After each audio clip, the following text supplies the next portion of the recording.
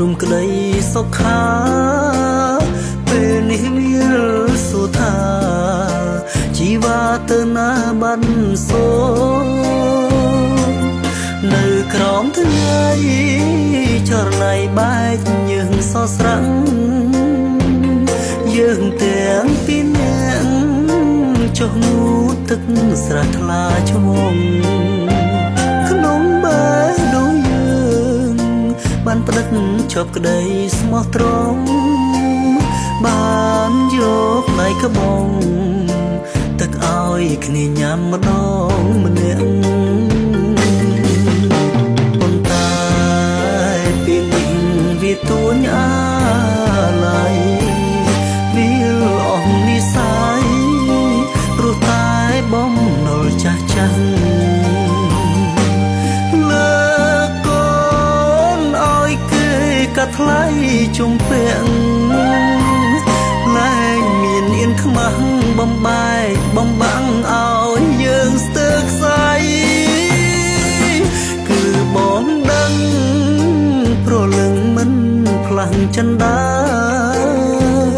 ប៉ុន្តែជីវាត្រូវស្រោចស្រង់គ្រួសារស្រីបងសូមអរគុណដែលអូនមានចិត្តភក្តីឈប់យំទៅចរណៃថ្លៃអើយរៀបការចុះ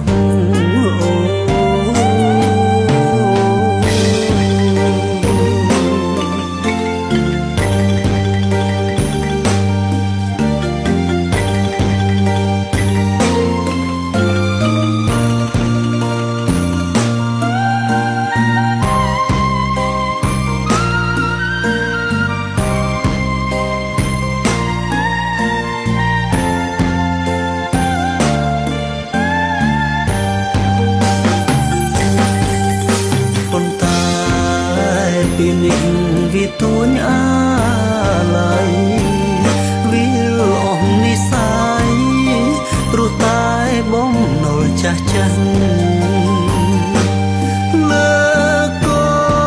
នឲ្យគេកាត់ថ្លៃជុំពាក់លែងមានអៀនខ្មាស់បំបែកបំបាំងឲ្យយើងស្ទើរខ្សែគឺបងដឹងប្រលឹងមិនផ្លាំងចិនដាប៉ុន្តែជីវាត្រូវស្រោចស្រង់គ្រួសារស្រីបងសូមអរគុណ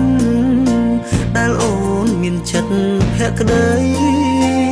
ឈប់យំទៅចរណៃថ្លៃអើយរៀបការចង់អូនឈប់យំទៅចរណៃថ្លៃអើយផ្លេចបងចុះ